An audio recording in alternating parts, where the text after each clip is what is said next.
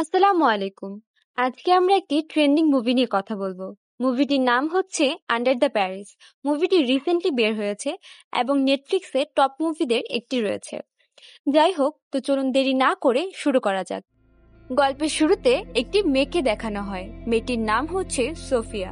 Sophia হচ্ছে আসলে একজন শার্ক রিসার্চার, যে শার্কের জীবনচক্র, তার গঠন, বৃদ্ধি, আকৃতি ইত্যাদি নিয়ে রিসার্চ করে থাকে। আসলে সোফিয়া এবং তার টিম মেম্বাররা এসেছে স্পেসিফিক ওশনে লিলিথ নামের একটি শার্কের উপর রিসার্চ করার জন্য। আসলে লিলিথের উপরে তারা কয়েক মাস আগে থেকেই নজরদারি করছিল এবং তারা রিসেন্টলি ভাবছে লিলিথের কাছ থেকে কিভাবে তারা স্যাম্পল নিয়ে রিসার্চের কাজে সেটা লাগাতে পারে, এবং তারা অধীর আগ্রহে অপেক্ষা করছে কখন তাদের রাডারের মধ্যে লিলিথের সিগন্যালটা পেতে পারে, এবং তাদের অপেক্ষার অবসান ঘটিয়ে শেষমেশ তারা সিগন্যালটা পেয়ে যায়। এবং তারপর সুইমিং স্যুট পরে আর দেরি না করে ক্রিস অর্থাৎ সোফিয়ার হাজবেন্ড এবং তাদের টিম মেম্বাররা সমুদ্রে নেমে পড়ে লিলিথের কাছ থেকে স্যাম্পল কালেক্ট করার জন্য। কিন্তু যখন তারা সমুদ্রে নামে তখন কিছু দূরে তারা দেখতে পায় যে একটা তিমির বাচ্চা মরে ময়লার মধ্যে আটকে রয়েছে। তারা সেটা দেখে অবাক হয় না, কিন্তু সেখানে অবাক করার মতো একটা বিষয় ছিল যে সেখানে ওই তিমিটার শেষের যে অংশ ছিল, অর্থাৎ তার বডির যে শেষের অংশটুকু ছিল সেইটা খাওয়া ছিল। অর্থাৎ বোঝা যাচ্ছিল যে কোনো একটা হিংস্র প্রাণী তার শেষের অংশটুকু খেয়ে ফেলেছে। তারা এর জন্য কিছুটা অবাক হলেও তারা লিলিথের দিকে ফোকাস করছিল। তখন সেখানে লিলিথ চলে আসে এবং দেখা যায় যে 3 মাস আগে তারা লিলিথকে দেখেছিল যে সে মাত্র 1.5 মিটারের ছিল এবং 3 মাসের ব্যবধানেই সে 7 মিটারের হয়ে গিয়েছে, অর্থাৎ সে 3 গুণ বেড়ে গিয়েছে। এইটা একটা তিমির পক্ষে কিছুটা অসম্ভব টাইপের বিষয় ছিল, তাই সবাই অনেক চমকে গিয়েছিল এবং সবাই লিলিথকে ভয় পাচ্ছিল, তাই কেউ তার কাছে যাওয়ার সাহস করছিল না। তখনই সোফিয়া ক্রিসকে বলে তার কাছ থেকে স্যাম্পল নিয়ে আসতে, কিন্তু ক্রিসও কিছুটা হকচকিত অবস্থায় ছিল, যার কারণে সে যেতে চাচ্ছিল না। কিন্তু যেহেতু তার বউ অর্ডার করেছে তার তো যেতেই হতো, তাই সে লিলিথের কাছে গিয়ে স্যাম্পল কালেক্ট করার জন্য তার শরীরে একটা সুই ইনজেক্ট করে দেয়। যখনই সে সেটা ইনজেক্ট করে, এর পরের দৃশ্যটা হয়তো কারো কল্পনারও বাহিরে। তখন লিলিথ ক্ষেপে গিয়ে সবাইকে এক এক করে প্রত্যেকটা রিসার্চারকে সেখানে মেরে ফেলে। এরপরে সোফিয়া কি করবে তার হাতে কিছুই করার ছিল না। সে এবং তার একটা টিম মেম্বার উপর থেকে সবকিছুই দেখছিল, কিন্তু তারা অপারক ছিল, তাদের হাতে কিছুই ছিল না। কিছুক্ষণ পরে যখন লিলিথ সেখান থেকে চলে যায়, সোফিয়া তার ডাইভিং স্যুটটা পরে সমুদ্রে ঝাঁপ দেয় এবং দেখার চেষ্টা করে যে সেখানে আদৌ কেউ বেঁচে ছিল কিনা। যখন সোফিয়া সবাইকে খুঁজছিল, সে দেখতে পারে যে তাদের যত টিম মেম্বার ছিল বা তার হাজবেন্ড ছিল, কারো কোনো অস্তিত্ব পাওয়া যাচ্ছে না, বরঞ্চ তাদের শরীরের যে অবশেষাংশগুলো ছিল, অর্থাৎ লিলিথ যেগুলোকে টুকরো টুকরো করে ফেলেছিল সেগুলো পানিতে ভাসছিল। একটা হাতের টুকরো, একটা পায়ের টুকরো, এগুলো পানিতে ভাসছিল। সেগুলো দেখে খুবই মর্মাহত হয়ে যায় এবং তখনই সেখানে কোথা থেকে যেন লিলিথ চলে আসে এবং সোফিয়াকে আক্রমণ করা শুরু করে। সোফিয়াও তাকে শুট করার চেষ্টা করে, কিন্তু সোফিয়া এবং লিলিথ দুইজনে একটা জালের মধ্যে আটকে যায়। তখন সোফিয়া কোনো মতে নিজের পা ছাড়িয়ে পানি থেকে বেরিয়ে নিজের জীবন রক্ষা করে। এর পরের সিনে দেখানো হয় 3 বছরের পরের প্যারিস শহরকে, যেখানে সোফিয়া এখন শার্কের উপর রিসার্চ করা ছেড়ে দিয়েছে এবং অ্যাকোয়ারিয়ামে বিভিন্ন স্কুলের বাচ্চাদের মাছের সম্পর্কে আইডিয়া দিয়ে থাকে, অর্থাৎ মাছের বিভিন্ন রকম ধারণা তাদেরকে দিয়ে থাকে। যেখানে আরেকটা ক্যারেক্টারকে দেখানো হয় যার নাম হচ্ছে মিকা। মিকা আসলে ছিল একজন মেরিন রিসার্চার, যার কাজ ছিল সমুদ্রের বিভিন্ন প্রাণীদের রক্ষা করা। সে সি অফ স্যাভিয়ন নামের একটা অর্গানাইজেশন পরিচালনা করত। একদিন কাজের শেষে সে সোফিয়ার সাথে দেখা করতে যায় এবং সোফিয়াকে নিজেদের হেডকোয়ার্টার সেন্টারে নিয়ে আসে এবং তাকে জানায় যে 3 বছর আগে তারা যে লিলিথ নামের শার্কের উপর রিসার্চ করছিল, সেই শার্কটি স্যান রিভার নামের একটি নদীতে চলে আসবে এবং কিছুদিনের মধ্যেই সেখান থেকে সে প্যারিস শহরে চলে আসবে। মিকার এরকম বিশ্লেষণ দেখে সোফিয়া বলে যে একটা শার্ক মাইগ্রেট করতে পারে, কিন্তু সে সেখানকার নদীর স্বচ্ছ পানিতে কখনো বাঁচতে পারবে না এবং সেখান থেকে সে কখনো প্যারিস শহরেও আসতে পারবে না। সোফিয়া এইসব কথা বলে সেখান থেকে চলে যায়। এরপরে দেখানো হয় স্যান্ড রিভারের কাছাকাছি দুইজন যুবক দাঁড়িয়ে আছে এবং সেখানে মাছ ধরার চেষ্টা করছে। তখনই মাছের জায়গায় তাদের বড়শিতে উঠে আসে দুইটা মিসাইল। তখনই তারা দেরি না করে পুলিশকে ফোন করে এবং পুলিশ সেখানে আসার পরে জানায় যে এখানে দ্বিতীয় বিশ্বযুদ্ধের মিসাইল এখনো পাওয়া যায়। এতে করে ঘাবড়ানোর কিছু নয়, কারণ এই মিসাইলগুলো কারো কোনো ক্ষতি করবে না। এরপরে দেখানো হয় যে রাতের বেলা মিকা এবং তার বান্ধবী সেই নদীতে এসেছে সেখানে একটা ডুবে যাওয়া গাড়ির কেস ইনভেস্টিগেশন করার জন্য এবং দেখার জন্য যে সেখানে লিলিথ এসেছে কিনা। যখন মিকা ডাইভিং স্যুট পরে নদীতে নামে তখন সে গাড়িতে দেখতে পায় যে সেখানে শার্কের আঘাতের চিহ্ন রয়েছে, অর্থাৎ সে শিওর হয়ে যায় যে শার্কটা সেখানে চলে এসেছে, অর্থাৎ লিলিথ সেই নদীতে চলে এসেছে। তখনই সেই পুলিশগুলো সেখানে চলে আসে এবং মিকাকে আটক করে নেয়, কারণ পারমিশন ছাড়া এইভাবে কোনো কেস ইনভেস্টিগেশন করা ইলিগাল। তাই মিকা একটা ক্রাইম করে ফেলেছে, তাই মিকাকে তারা আটক করে নেয়। কিন্তু তার বান্ধবীকে তারা আটক করতে পারে না, তার বান্ধবী সেখান থেকে পালিয়ে যায়। তখন দেখানো হয় সোফিয়াকে এবং সেখানে দেখানো হয় যে সোফিয়া এখনো লিলিথকে ট্র্যাক করছে। এর পরের দিন সকালের সিনে দেখানো হয় যে সেখানে যে গাড়িটার অ্যাক্সিডেন্ট হয়েছিল সেই গাড়িটায় যে লোকটা ছিল তার ডেড বডি উপরে তোলা হয়। সেখানে মিকা এবং সোফিয়াও ছিল। সেখানে সেই লোকটার অর্ধেক বডিটাই গায়েব ছিল, অর্থাৎ কোন একটা হিংস্র প্রাণী সে অর্ধেক বডিটা খেয়ে ফেলেছে। এই সিনটা দেখে সবাই খুবই অবাক ছিল এবং সোফিয়া তাদেরকে জানিয়ে দেয় নিশ্চয়ই ওই শার্কটাই এরকম কিছু করেছে এবং যদি তারা দ্রুত কোনো পদক্ষেপ না নেয় তাহলে আরো ভয়াবহ কিছু হতে পারে। তখন মিকা সোফিয়ার এইরকম কথাবার্তা শুনে ভাবে যে হয়তো সোফিয়া লিলিথকে মারতে চাচ্ছে, তাই সে গোপনে শার্কদের বাঁচানোর কাজে লেগে যায়। আচ্ছা, আপনারা ভেবে দেখুন, যে শার্ক মানুষ খেয়ে ফেলছে সেই শার্ককে বাঁচানোর জন্য মিকা এতটা উৎসুক, কারণ আমি আগেই বলেছিলাম মিকা মেরিন সেভিয়ার, সে সমুদ্রের বিভিন্ন প্রাণীদের রক্ষা করতে থাকে। তাই সে ভাবছিল যে সে ওই শার্কটিকে রক্ষা করবে। আসলে তার কোনো দোষ নেই। তাহলে ভাবুন যে সবার আগে তো মিকারই মৃত্যু হওয়া উচিত, কারণ সে মানুষকে না বাঁচানোর চিন্তা করে একটা শার্ককে বাঁচানোর চিন্তা করছে। যাই হোক, কাহিনীতে ফেরা যাক।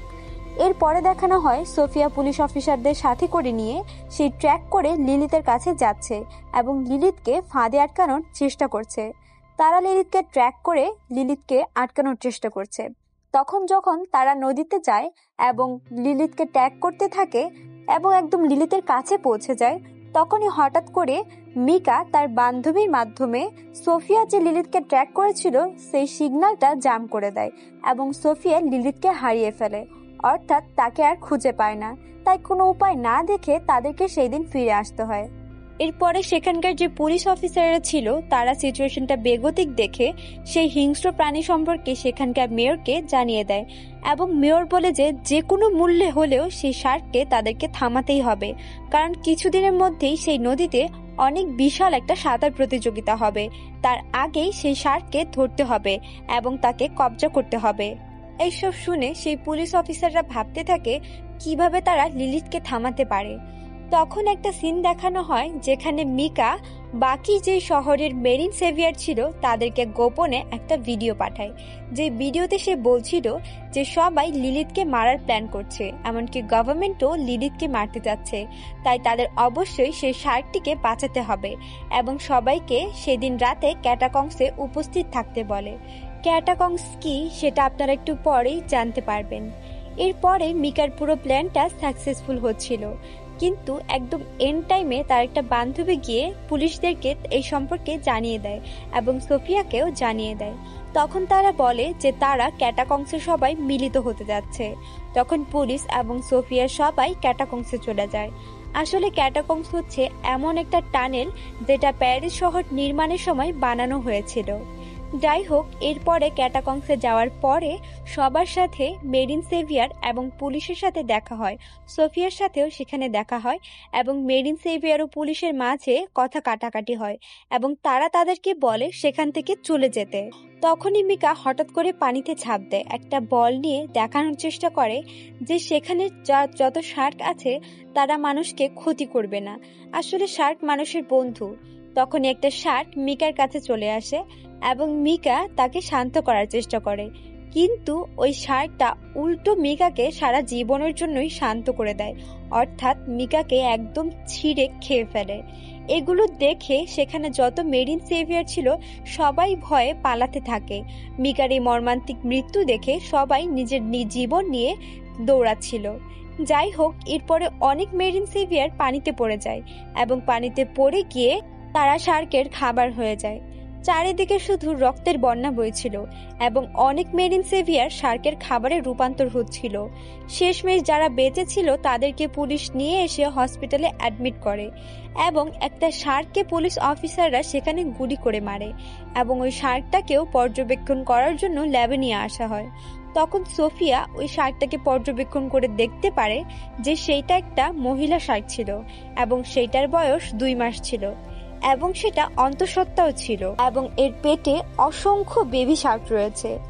আসলে মূলত শার্কটি পেথোনোজেসিস প্রক্রিয়ার মাধ্যমে এই বাচ্চাগুলোর জন্ম দিচ্ছিল এবং এই শার্কটাও লিলিতের পেটের থেকেই জন্মগ্রহণ করেছে। অর্থাৎ ক্যাটাকংসের ভেতরে যে কত হাজার শার্ক রয়েছে সেটা তারা হয়তো কল্পনাও করতে পারবে না। এই সব কিছু শুনে পরিস্থিতির ভয়াবহতা হয়তো আপনিও বিচার করতে পারছেন।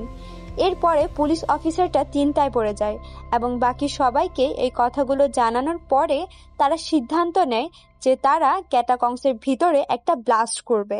একটা কথা বলতে আমি ভুলে গিয়েছি, পেথোনোজেসিস প্রক্রিয়া হচ্ছে এমন একটি প্রক্রিয়া যেখানে বাচ্চা জন্ম দেওয়ার জন্য কোনো প্রাণীর কোনো পুরুষের প্রয়োজন হয় না, অর্থাৎ বাচ্চা জন্ম শুধু একজন মাই দিতে পারে। এবং এখানেও ওই শার্কগুলো স্বভাবেই অর্থাৎ নিজেই নিজের বাচ্চাগুলোকে জন্ম দিয়েছে এবং ওই শার্কগুলোকে জন্ম দিয়েছিল লিলিত। যাই হোক, এর পরের সিনে দেখানো হয় যে সেখানে কাঙ্ক্ষিত দিনটি চলে এসেছে, অর্থাৎ সুইমিং কম্পিটিশনের দিন চলে এসেছে। মেয়র এই সম্পর্কে জানলেও, অর্থাৎ নদীতে যে শার্ক রয়েছে এই সম্পর্কে জানলেও ইভেন্টটা ক্যান্সেল করেননি, বরং গোপনে সবকিছু চালিয়ে দেওয়ার চেষ্টা করছিল। শহর ভর্তি মানুষ ছিল, সবাই কম্পিটিশনটা দেখার জন্য স্যান্ড রিভার নদীর কাছে চলে এসেছিল এবং সব দর্শক, কম্পিটিশনে অংশগ্রহণ করা পার্টিসিপেন্ট সবাই চলে এসেছিল এবং মেয়রও সেখানে ছিল। সেখানে মেয়র প্রচুর পুলিশ মোতায়েন করেছিল যাতে কোনো সমস্যা হলে পুলিশ সেটা সামলে নিতে পারে এবং তারা একটা জাল বিছিয়ে দিয়েছিল ক্যাটাকংসের সামনে।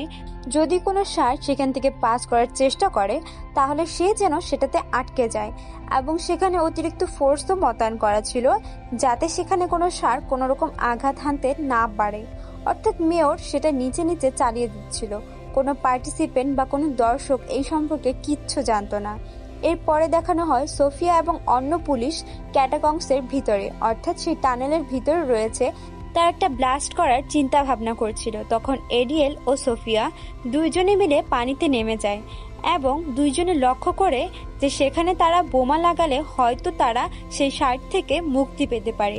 তখন তারা দুইজনে 2টা টর্চ লাইট জ্বালায়। সেটা জানানোর পরে তারা যা দেখতে পারে সেটা খুবই ভয়ানক দৃশ্য ছিল। তারা দেখে যে নদীতে হাজার হাজার বেবি শার্ক সাঁতার কাটছিল, অর্থাৎ সেগুলো ওই শার্কের বাচ্চা ছিল এবং তারা যে কোনো একটা মানুষকে খেয়ে ফেলার ক্ষমতা রাখত। অর্থাৎ তারা খুবই ভীত হয়ে পড়েছিল। যাই হোক, তারপরেও তারা সাহস জুগিয়ে বিভিন্ন জায়গায় বোমা সেট করে দেয় এবং বিস্ফোরণ করার চিন্তা করতে থাকে। কিন্তু তখনই বিভিন্ন বেবি শার্ক তাদের যে টিম মেম্বার রয়েছে তাদেরকে আক্রমণ করা শুরু করে এবং সোফিয়া ও এরিয়েল দেরি না করে তারা টানেলের ভিতরে থাকা অবস্থায় সেখানে ব্লাস্ট করে দেয়। ব্লাস্টের কারণে তারা ছিটকে সেখান থেকে বেরিয়ে পড়ে এবং এরিয়েল গুরুতরভাবে আহত হয়। সোফিয়া কিছুটা আহত হলেও ততটা ভাবে আহত হয়নি এবং এরিয়েলকে একটা সেফ জায়গায় তুলে দিয়ে সোফিয়া সবাইকে সতর্ক করার চেষ্টা করছিল এবং এর পরে দেখানো হয় যে সোফিয়া আবার পানিতে ঝাঁপ দিয়েছে দেখার জন্য যে সেখানে আরো কোনো শার্ক বেঁচে রয়েছে কিনা। তখন সোফিয়া দেখতে পায় যে লিলিত সেখানে চলে এসেছে। সোফিয়া লিলিতকে দেখতে পেলেও লিলিত হয়তো সোফিয়াকে দেখতে পায়নি। সোফিয়া দেখতে পায় যে লিলিত সেখানে যে ক্যাটাকংসের সামনে জালটা বেছানো আছে সেটা ছিঁড়ে লিলিত সেই কম্পিটিশনের দিকেই যেতে থাকে।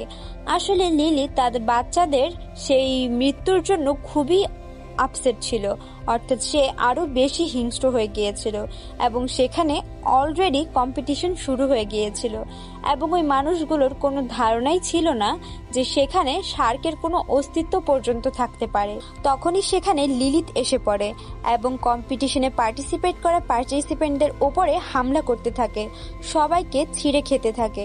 একটা শান্ত পরিবেশ একটা রণক্ষেত্রে রূপান্তরিত হয় এবং সেখানে দূর থেকে আরো অনেক শার্ক চলে আসে এবং সবাইকে একসাথে মিলে মারতে শুরু করে, সবাইকে কামড়ে ছিঁড়ে খেতে থাকে। তখনই মেয়রের আদেশে সেখানকার পুলিশগুলো নদীতে গুলি ছুটতে থাকে, অর্থাৎ শার্ককে টার্গেট করে তাদেরকে মারার চেষ্টা করে। কিন্তু এটাই তাদের সবচেয়ে বড় ভুল ছিল, কারণ তাদেরকে গুলি করার কারণে নদীর নিচে দ্বিতীয় বিশ্বযুদ্ধের যে মিসাইল ছিল সেগুলো অ্যাক্টিভ হয়ে যায় এবং এক এক করে সবগুলো বিস্ফোরিত হতে থাকে এবং সেখানেই পুরো প্যারিস শহরে নেমে আসে সুনামি এবং পুরো শহরটা পানির নিচে তলিয়ে যায় এবং একটা ধ্বংসস্তূপে পরিণত হয়। সেখানে এরিয়েল ও সোফিয়া দুইজনই গুরুতরভাবে আহত ছিল আর তারা সাঁতার কেটে একটা ইমারতের উপরে আশ্রয় নেয়। সেখানে শেষ সিনে দেখানো হয় যে অনেক শার্ক তাদেরকে ঘিরে রেখেছে এবং তারা হয়তো আর বেশিক্ষণ বেঁচে থাকতে পারবে না, অর্থাৎ তাদের শেষ পরিণতি হয়তো মৃত্যুই হবে। যাই হোক, ছবিটা এখানেই শেষ হয়ে যায়। ছবিটার এন্ডিংটা কিছুটা আনওয়ান্টেড ছিল, মনে হচ্ছিল না যে এমন একটা এন্ডিং হবে। যাই হোক, ছবিটা খুবই ভয়াবহ একটা ছবি ছিল। এটা বর্তমানে একটা ট্রেন্ডিং ছবি রয়েছে, তাই এটাকে এক্সপ্লেন করা হলো। যদি আপনাদের ভালো লেগে থাকে অবশ্যই আমাদেরকে কমেন্টে জানাবেন এবং লাইক শেয়ার করে দেবেন এবং এরকম আরও লেটেস্ট মুভির এক্সপ্লেনেশন, সিরিজের এক্সপ্লেনেশন পেতে আমাদের চ্যানেলটিকে সাবস্ক্রাইব করে রাখবেন। এতক্ষণ আমাদের সাথে থাকার জন্য ধন্যবাদ।